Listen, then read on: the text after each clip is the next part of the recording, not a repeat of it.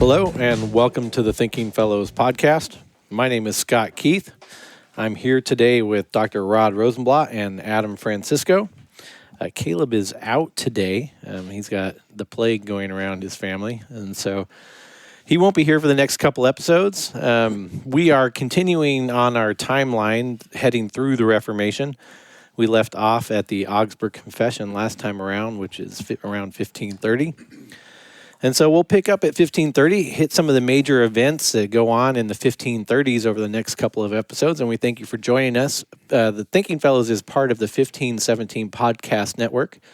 If you'd like to know anything more about 1517, you can check us out at 1517.org. That's 1517.org. There you can find all about our podcasts, our blog sites, our publishing house, our conferences. Also, if you'd like to support the work of the Gospel Proclamation at 1517, you'll find a donate button on that same page. Check us out there at 1517.org. All right, 1530-ish. It's been an interesting trip through the Reformation. I feel kind of weird doing this without Caleb leading us down a path, so we'll see how this goes today. And also, I was instructed to let the listeners know that there is some construction going on, not at our house this time, but a couple doors down. So you might hear that in the background. There's really nothing we can do about it. 1530. We've just come out of the Diet of Augsburg, right? That happens in June 25th of 1530. The Confutation, the response to the Augsburg Confession, is presented on August 3rd of that same year. It's an interesting document, right? It's an interesting time period. I just recorded an academy course on the Augsburg Confession, and we didn't have too much time in that course to spend on the history. We did mostly the theology of the Augsburg Confession. But I did point out in the introduction to that there's so much sort of preparation and thought that goes into the writing of the Augsburg Confession, where the Lutherans thought they'd finally have their chance to present their positive case. Yep. The chance that they'd been waiting for since, probably around 1520, 1521, for a decade is leading up to this moment. And they're so into it that they even produce a couple of practice documents, the Schwabach articles and the Marburg and Torgau articles. They just lead up to it, and by the time they get there, they present 28 positive articles of faith that Melanchthon has labored over and sent copies and revisions and drafts to Luther and others to look over, and they present it, and it's as if the diet, the assembly at the Diet, the Roman theologians there, as if they didn't even read it, or hear its presentation, or consider it, because they sort of automatically just dismiss it out of hand, which was so confusing to we'll just call them Lutherans assembled at the time, because Melanchthon had done a lot of work to connect what they said they confessed and believed and connect that to the beliefs and the confession of the church for 1,500 years previous to this time. And for it to just be rejected kind of out of hand was very confusing to them. They connected what they were saying to Scripture, they connected it to the church fathers. Yep. And they were at a loss. I know this is a little off script, but it's still relevant. In 1530, just looking at Luther, he becomes extremely pessimistic. So pessimistic that he's going to begin associating I think last episode we mentioned the Ottoman Turks making their way to Vienna in 1529, just short of the Diet of Augsburg. And he'll write something shortly after the Diet of Augsburg called An Army Sermon Against the Turk, where he associates Daniel chapter 7 with the events that are unfolding in his day and age. End times are here. Yeah, the image of this great beast that comes out of the sea, and it's got 10 horns on its head, and then a little one pops up and displaces 3. For him, that just precedes the coming of the Ancient of Days, and that he associates that little horn that pops up with the Ottoman Empire. So he thinks the world is coming to an end. There's in the table talk, which aren't exactly always the most reliable sources for Luther. They're basically things that his students recorded when they're drinking beer or in lectures and things like that. There's a report that he wrote on the wall as they're hanging out the year 1600 and said, we probably won't. The world won't last this long. Yeah. So, wow. yeah, his pessimism is, of course, with the Turks, but also just the way that the Church of Rome was treating the restored gospel. Yep. Yeah, so that's really interesting, and it's kind of telling. At the end of the day, what the Roman theologians present in August is something called the Confutation, which is, by all accounts, a hastily prepared response to the careful work of Melanchthon and the Lutheran theologians. And I think you mentioned last time this is in I think it's the sources for the Book of Sources Concord, and if I'm not context, mistaken. yeah. And you read that, it's been some time, but like you said just a bit ago, it's almost like they didn't even read the No, Augsburg like- Confession. They're arguing against air. Yeah, that's right. They're not. The Confutation is written in such a way that you can't even sort of draw a one-to-one argument against particular articles of the Augsburg Confession as you go through the Confutation. Again, and by all accounts, it's hastily prepared. So much so that it really the Confutation itself really ticks off Melanchthon, just because it seems like he put in all that work for nothing. One of the things that I said in the Academy lecture is that it's important to know that the Augsburg Confession was a confession that was prepared for the whole Christian church. Yes, that's really important to know. Yeah, it wasn't just a Lutheran confession by a long shot. Yeah, think opposite of sect.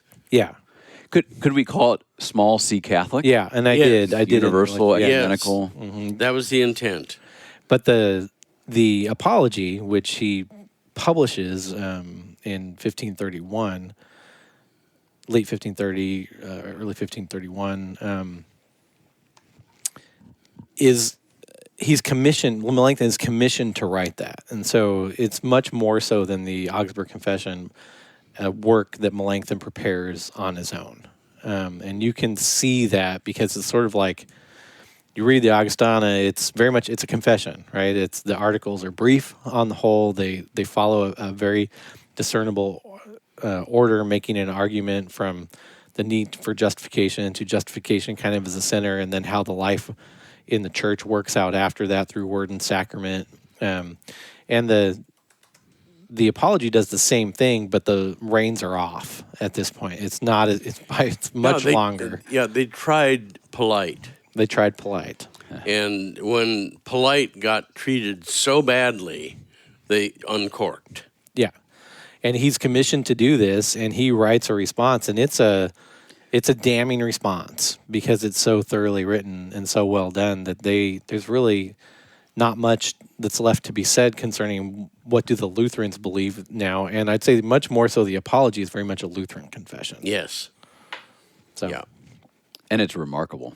And it's It remarkable. is. Yeah. Bill Swirla once said years ago in class that if there's one thing to read every year, it's the Article 4 of the Apology on Justification. Remember, apology is being used in the sense of not apologizing to Rome, but in the sense of defense, like in the word apologetics. It's not saying I'm sorry. It's a reasoned defense. And in this case, they thought, we're going to give it a reasoned defense because the polite overall short didn't have any effect whatever. So I was just in Dallas, Texas, and I helped Kelsey Klimbera translate a letter that Melanchthon sent to Brenz in 1531, or 1532. I'm not quite sure. And 3 times in this brief letter, he refers to his apologia. Now, sometimes with Melanchthon, it's hard to tell if he's referring to the Augustana, the Augsburg Confession, when he says that, or the Apology, because he uses those the same way sometimes. I mean, as he's preparing the Augustana, the Augsburg Confession, he calls it their defense, and so it's difficult. But it's very easy to see in the Apology that what he's presenting is a defense. This is now a formal defense of what we teach at Wittenberg. Period. And it's, like Adam said, it's wonderful.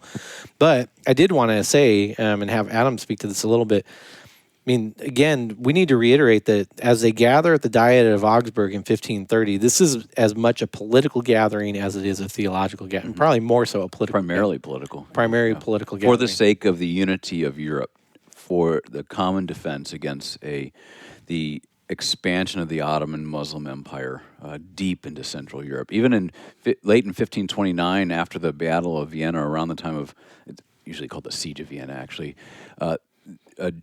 Turkish sorties make their way into Germany, into Bavaria, and scare the willies out of the Germans. Because, communication's slow, right? Yes. They are thinking that Vienna's fallen, and then the rest of Europe is going to fall in its wake.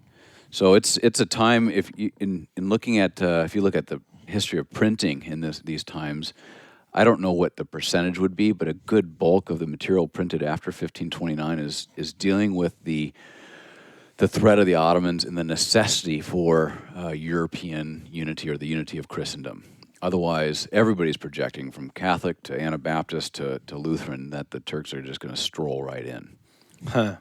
They were, And it looked at bad. that point, unstoppable. Yeah, I mean, the Sultan of the Ottoman Empire was Suleiman.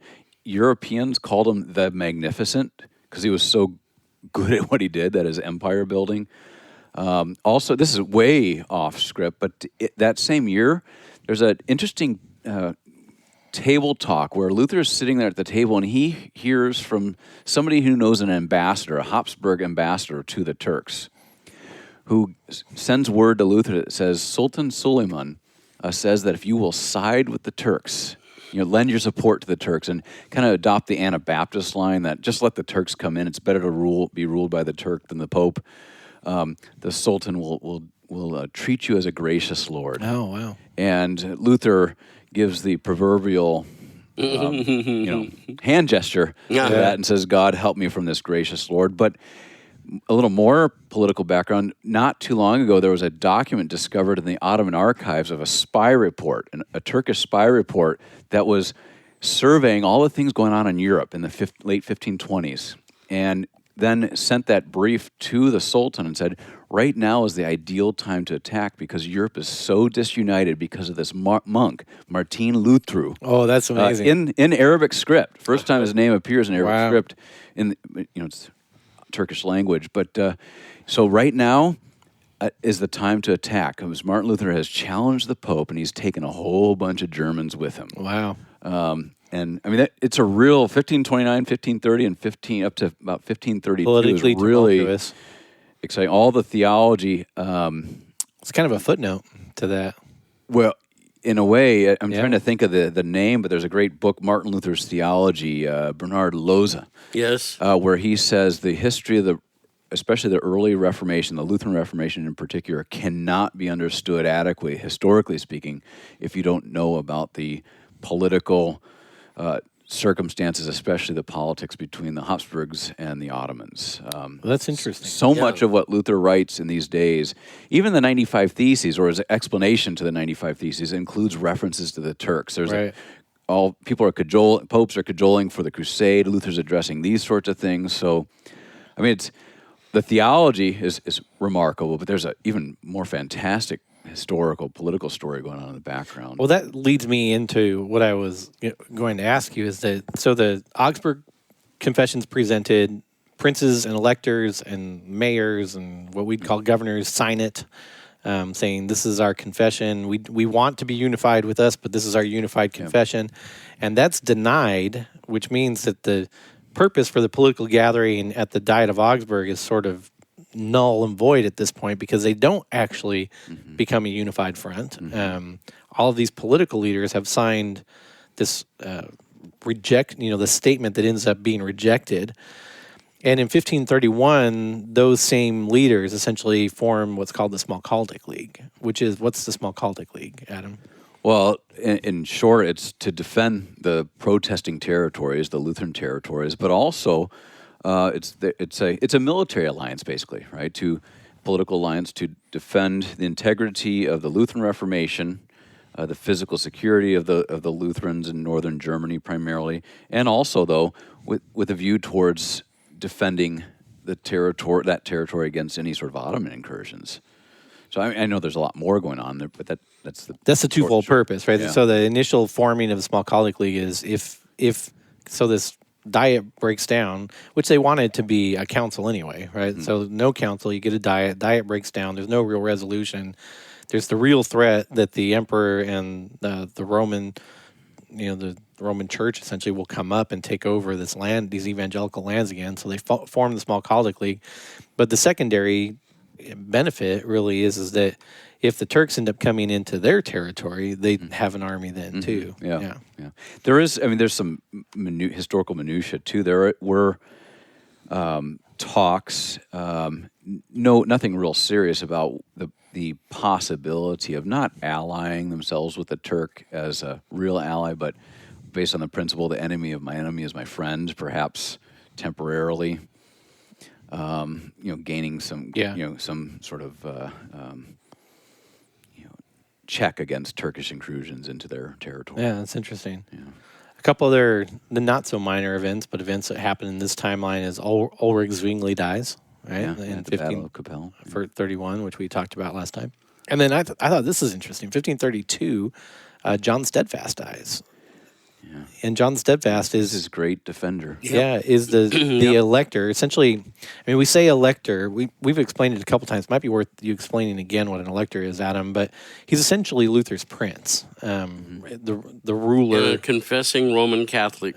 From beginning to end. Luther's ruler of time. He's the one that founded the University of Wittenberg. He's the one that pays really for the University of Wittenberg. Makes a lot of decisions about it. Even I read a letter at one point where Luther goes and argues to John the Steadfast that Melanchthon ought to have a double salary for teaching Greek and theology. What a friend to have. The best kind. You meant this term elector. So there are princes all throughout Europe, right? Basically, a prince is just the leading citizen, if you will. But there are some that are electors in Germany. And what that means is they're responsible for example, if Charles V died or decided to, as he did, leave office a couple decades later, they are the ones who vote on or negotiate who the next emperor would be. Well, typically there aren't that many of them. Correct. What is 7 or 8? Yeah, there's 7. I think it differs over time, but 7 in the 16th. Half the 16th century, and so it was not they're pretty powerful in terms of at least the nominal authority in the Holy Roman Empire of the German nation. So pretty significant. So you always want to keep the Saxon elector on your side if you're Charles or if you're the Holy Roman Emperor. So I think that in many ways, so there's an old thesis, I think it's been mentioned before, that the distraction that the Turks provided for both the Roman Emperor, the Holy Roman Emperor, and also the Bishop of Rome or the Pope, in many ways contributed to the success of the Protestant Reformation. But also, you cannot underestimate the influence of the elector, the guy who protected Luther from right after the Diet of Worms and had him kidnapped in secret, secreted away. That was all his prince that did that, and without asking Luther. Luther was taken by surprise by it. But his elector was looking out for him when Luther wasn't. Well, and maintains that protection. Yep. And sort of the heritage of protecting Luther, though, passes down to the electors that follow.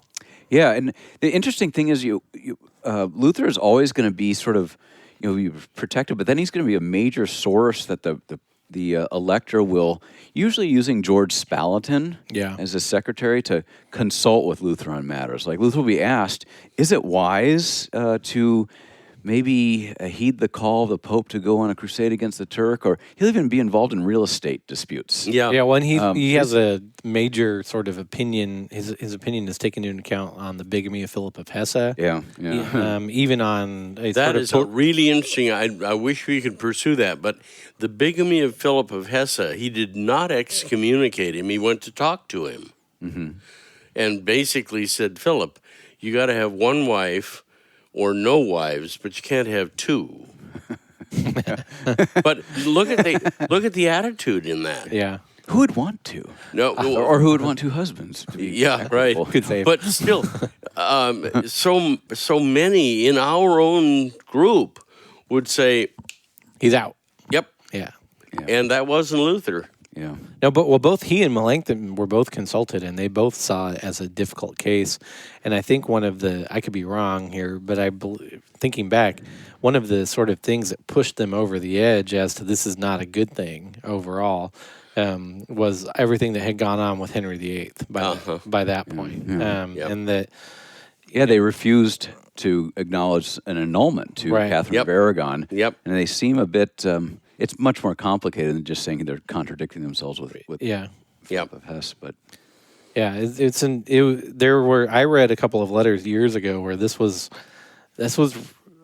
really thought about by both Luther and Melanchthon and kind of debated too. Because I learned this from Lowell Green years and years ago that there's no Christian admonition for a man only to have one wife. That this is Roman law that Christianity had incorporated into sort of its edicts and teachings for years and years and years. The only admonition that we can find in the New Testament is that a pastor ought to only have one wife, but not that that you literally can't have more than one wife. Very interesting. Yeah. Yeah. Yeah, I remember Lowell Green taught that at Concordia in like 1997, and I heard that, and I'm newly married, and now years later, I'm like, no. Which is what Lowell said. He said, I can't imagine having two wives. Yeah. Anyway, we'll probably get in trouble. Or two husbands. Yeah. We'll probably get in trouble for this episode of the podcast. And on that note, I mean, it is interesting to note that in 1533, of course, Henry VIII is excommunicated for divorcing his first wife, having it annulled. I don't remember which it is, but it seems like what goes on there is that doesn't he have to get special dispensation to marry her in the first place because she's the wife of his brother who died? Related, yeah, and so that he has to get special dispensation from the Pope to marry her in the first place, and so that he gives it, and then he's like, just kidding, I actually want to be married to this other lady, and the Pope's like, you got to be kidding me, I just bent over backwards so that you could marry her in the first place, and when he does it anyway, essentially, and he's, by all accounts, he's carrying on with his second wife, Anne Boleyn, right? I get these wives so confused. It's confusing. I think he ends up with 6 of them. 6 total. By the end of the 6 day? wives and Seriatim, one after the other. Yeah. Carter Lindbergh, Boston University or Boston College, has this great book, European Reformations, plural. And in the English Reformation, he refers to Henry VIII. It's a great line. He says he was above all else, he was a sexual athlete. What is that? Yeah. How does one get in that league? But he has 6 wives official, and some die. Like for example, Anne Boleyn died at complications of giving birth to Edward, who will replace Henry VIII when he dies in 1547. Some he has executed. Yeah. So it's complicated, but in right after he's excommunicated, he issues what's called the Acts of Supremacy, where he declares himself the head and the head of the Church in England, the Church of England, and also the defender of the faith. Yeah. And that marks the beginning of what some call the Heinrichian Reformation, which is oftentimes treated differently than, say, what's going on in the continent, because it's very much a top-down Reformation, whereas in the continent it's primarily from the bottom up. Just sometimes it's called the English Reformation too, right? Sure, yeah.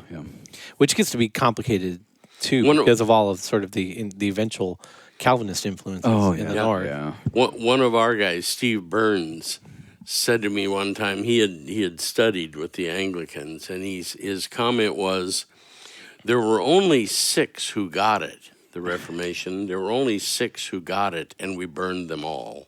Yeah, I mean, that happens. That happens later. Of course, I think eventually the Reformation on the continent is eventually bloody too, but sort of down the road, if that makes any sense. I mean, there were some like the peasants' revolt and whatnot that make it bloody. Sure, and some early Dominicans who were under Luther's influence who were burned in the Netherlands, and but it does get bloody for the Lutherans and the Reformed later on. But the English Reformation, that's a bloody event. Yeah. I mean, from top down, that's a bloody event. And what Rod is referring to is, I don't know the year, but it's when Mary becomes Queen of Scots. No, Mary, Mary- Mary Queen of Scots. That's a different Mary. Yeah, she's later. Yeah. Mary, the sister of Elizabeth and the daughter of Henry, when she becomes the Catholic queen, Right. she has all of the sort of Protestant theologians that had mostly come up, some under Henry, but a lot of them under Edward had come to prominence. Yeah. Edward was really young, though. He was just sort of like Well- the nominal king, if you will. But under advisors, these Yeah, theologians yeah, had come yeah. into more prominence and more power, and she has them killed. Yeah, you go to Oxford this day, right in the city center on the northern side. As Yeah. you're passing, there's a big martyr, the Martyrs Memorial, and then as you're walking towards the Bodleian Library, I would say the best library in the world. There's some brickwork on the ground. Everything else is paved. It's just sort of normal asphalt. But then there's a little brick in the shape of a cross right by, I think it's Balliol College where Wycliffe was. And It's right. It's almost across and just down the street from the bookstore, Blackwell's. correct, yeah, which is right across from the Bodleian. And Yeah. so you can go read the plaque on the wall there, and it's dedicated to the It's usually Riddler, there's usually Ridley, Cranmer, and some Latimer. beggar with a guitar Well, they're sitting everywhere. underneath it, asking for Spare change. some shillings. But yeah. So this is all going. I mean, this is an interesting time. I was talking with Caleb today as we were. I mean, obviously, this episode's not as planned as some, but as we were quote unquote planning this episode, and the earlier episodes are easy in a sense because there's really monumental events going on, from 1517 until 1530 fairly regularly. But then you have the Augsburg Confession, and after that, what you sort of have there's a lot of stuff going on, but it's sort of now going on all over the place. Yeah, that's right. And it's you could spend several episodes just on Henry VIII and the English Reformation, right? You could spend several episodes probably just on the Apology if you really needed to or wanted to. The line I remember, not being primarily an historian, the line that I remember was that when the reformers in England, the English reformers, came out with their first sort of suggestion or edict or plan, the reaction was almost instant. And they said, that's nothing but the Augsburg Confession. Yeah. Yeah. And it was not a praise of it, it was critical. Yeah. I've done some work with some students on looking at Cranmer and his theological writings, and you could see a lot of influence from, and again, we've said this on the show multiple times, arguing from influence is kind of dangerous. But you can see, similar phrases between the Augsburg Confession and other writings of Melanchthon. In fact, later on in England, Elizabeth is catechized using Melanchthon's Loci. And so Interesting. in her reign, especially some of the theologians that are at work during her reign, you can definitely see some of that influence. Well, we had Dr. Corey Moss on. This is going back when we were recording in the garage in St. Juan, and he did his dissertation on one of these English reformers, Robert Barnes, who I think was executed in 1540, and he was a thoroughgoing Lutheran. And there's a Scottish man, Patrick Hamilton, around the same time. So it's long been a thesis, or at least some conjecture on the part of historians, about what would have happened had there not been this kind of weighty Reformed influence. Some speculate that England would have gone the way of Lutheranism. William Tyndale, for example, I once heard a paper where the author titled it, Was William Tyndale a Lutheran? And he concluded that there's a few things that are a little distinct to him, but primarily he was Lutheran.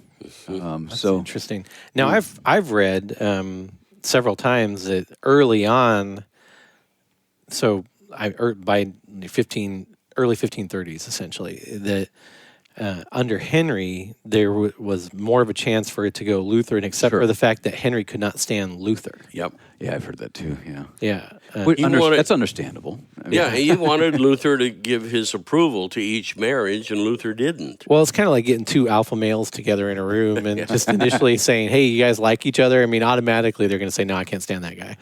And you kind of get that sense. Henry is boisterous and opinionated and speaks into everything. And Henry gets that same sort of vibe from Luther, too, and is not attracted to it. But he is attracted to Melanchthon. We'll talk about this more. To lengthen out to teach at I think it's Cambridge. Cambridge offers him the chair of theology at Cambridge. Melanchthon. Man, that would have been interesting. History would have unfolded very. We'll save that for next episode. The American colonies. Yeah. Crazy. What would have happened there? Two more things that before we end this one up that I think are important to mention. The first is that I wanted Adam to talk about. This is right around the time that Luther publishes, I guess, a tract, an admonition to prayer against the Turks. Yeah. So what's that? I think that's 1532, if I'm not mistaken. Yep. That's a sort of the last of a series of things, pamphlets and books that he writes on the issue of the Ottoman Turks, and we've talked quite a bit about that. But the admonition to prayer against the Turks is a kind of an ecumenical appeal to every single Christian in Europe. In addition to all the military, political, polemical stuff that he's done, he appeals that first and foremost Christians attend to their own house, get their own house in order, in particular by repenting of their rejection of the gospel, their gross sins, but especially to appeal to God. Because for Luther, behind all of history for Luther are the powers and principalities of darkness. Sure. And if Christendom is going to be saved, if this continent where the gospel can freely be preached, sort of at this time, God has to be the one who's going to protect Europe. And then it's interesting. Luther is not going to. He's not, as we know, he's not a theologian of glory. He doesn't think if they just do things right, that God's going to grant them success. But he does think that history, in a large measure, unfolds because of God's approval or withdrawal. They all think this. This too. I mean, this is why this is common for over 1,000 years. Yeah, this is why Melanchthon looks to the stars. He's not looking for the pagan powers in the stars to give him guidance. He thinks that if this stuff is true, and that God has both revealed himself in his word and in his creation, that one might be able to discern his plan from looking at the stars. It's still hokey as heck, but... Yeah, but these are pre-modern people, so to speak. Even as Christian as you might be right now, we can't help but, you have to admit there's been some sort of very modern influence on our worldview. To be pre-modern would be really pre-modern. Luther has very much a late medieval worldview. Sure. Sure. That we don't. A lot of stuff looks quirky to us. Yeah. One that I hope is pursued it would be in the field of science. I'll just suggest it. That the Reformation really was the time when science was included, encouraged, praised, and so forth. And the historians of science who are purely secular, I miss it. Yeah, or it's a bone in their throat. Yeah. But it's still true. You take a case. This is moving a decade after the 1530 or the time we've been looking at, but the Copernicus publication, 1543, right. I think. Yeah. Basically, people rejected him because it went against the accepted view of things. Yep. And finally, he goes to Wittenberg and has it published. And Luther says some weird things about it. He goes, "This sounds weird," but he says, "Ideas that are based in fact should always be considered." Yep. So he published it, and others wouldn't. Yeah. Last thing for this episode, interesting, and I know Rod can talk about this a little bit. This is the same time period, 1534, when the Society of Jesus is founded. The Jesuits are founded. For one purpose only. That's to eliminate the Reformation, and at its best, by outthinking them. It was founded to do just that one thing.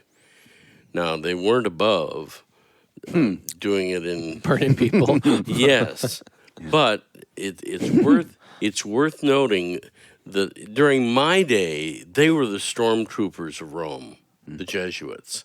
They've fallen far from that now. Yeah, they're quite liberal. Yeah, but that's an understatement. Back in my own lifetime, everybody knew what the Jesuit order was for.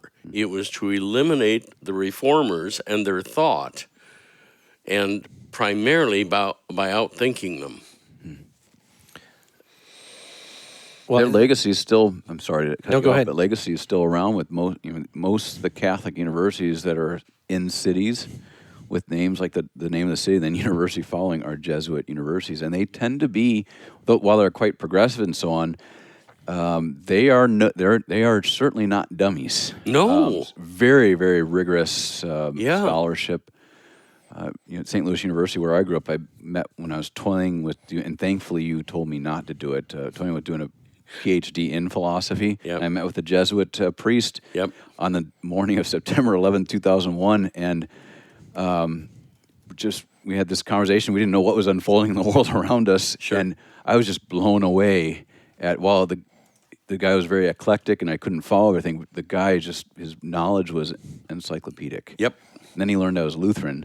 Then all of a sudden the conversation changed a bit. Yeah. It wasn't polemical, but it was Yep. there was a polemical Yep. current. Good thing you didn't do it. Is there a sort of like a tacit acknowledgement in the founding of the Jesuits to counter the Reformation, that the Reformation itself, at least I'll give credit to the Lutheran Reformation because we're still this early, to the Lutheran Reformation, that it is an intellectually based movement. Yes. And that needs to be countered. We've talked about the document that came out so quickly after Augsburg, Right. the Confutation. Right. This is a whole different approach than the Yes. Confutation. Yeah. Yeah. And wasn't some of the goal of the Society of Jesus to retake the universities too? Yeah, and they figured that they could. Yeah, because Lutheranism was making inroads into universities, especially through Melanchthon's reform of universities, was making inroads into universities and is thus making inroads into teachers and pastors, Yep. and thus making inroads into people in the congregations and students in schools and the whole nine yards. A case could be made that the actual academic profession of historian begins with the Reformation because the reformers needed to make sure they got their facts right in terms of where the really? church erred. That's Corey Moss has written an article on the rise of the profession of historian as we conceive of it now. That is describing things of the past as they actually happen with substantial. They didn't use footnoting back then, but substance behind it, not just assertions about the past. But Right. and that starts with Luther in his trial, 1519, 15 to 1521. As he's consulting with others and doing his own homework, he knows he's got to get it right. Yep.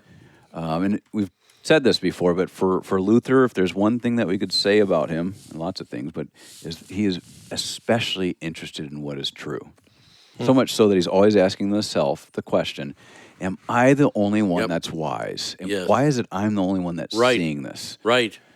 Because predictably, Rome's answer from the very, very beginning was, we have 800 exegetes who disagree with you, Luther. Yeah. I mean, never mind their exegeting Aquinas, but that's Yeah. fine. Well, Yeah.